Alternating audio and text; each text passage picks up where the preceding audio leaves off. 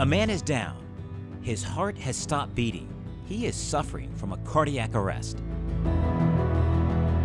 Spartanburg emergency medical crews arrive quickly on the scene, starting a new course of action that is saving lives. It's called Code Freeze. If a pulse is detected, or ROS, commonly known as return of spontaneous circulation, at that point, once we achieve a pulse, then the code freeze process begins. Essentially what we're doing is causing the patient, it's induced hypothermia. We are beginning the process which will be completed on in the hospital. This type of scenario happens many times every month, and EMS personnel know they need to start the cooling process immediately. Every minute that the heart isn't pumping starves the brain and other organs of oxygen, depriving their cells of energy. After just 5 to 6 minutes without blood flow to the brain, long-term damage can occur, so speed is essential.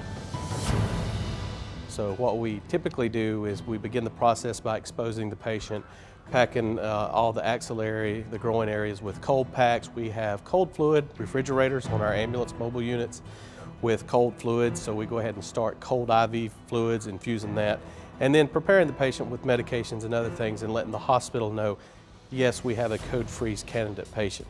After a cardiac arrest, we will put special catheters into the femoral vein in the leg and cool the body's core temperature to 33 degrees Celsius for a 24-hour period.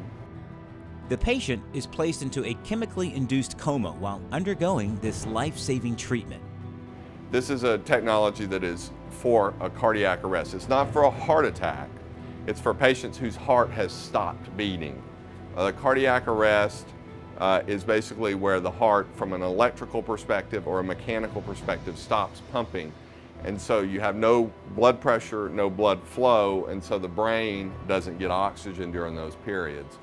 We are decreasing the damage to the brain and to the nervous system from the lack of oxygen. Hypothermia itself decreases the metabolism of tissue within the body.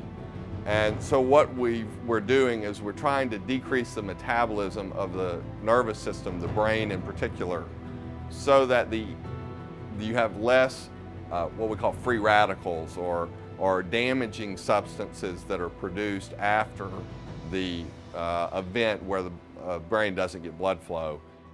Many times what damages tissue in the brain is when the heart suddenly restarts and destructive natural reactions occur when the oxygen comes back, unless the body is cold enough to slow the process. We have paramedic units throughout all the county. All our units are paramedic staffed and trained.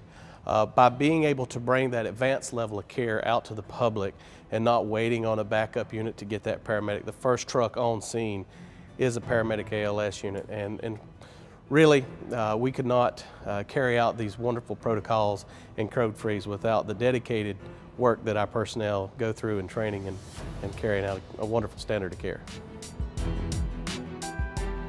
Without code freeze, patients have a very, very poor neurologic outcome after events like this. With code freeze, those outcomes have significantly improved. We've had some wonderful success stories of patients who have not only left the hospital but been back to themselves and had great quality of life afterward. Life-saving treatment, improving the healthcare quality of the community, thanks to advanced training innovations at Spartanburg Regional.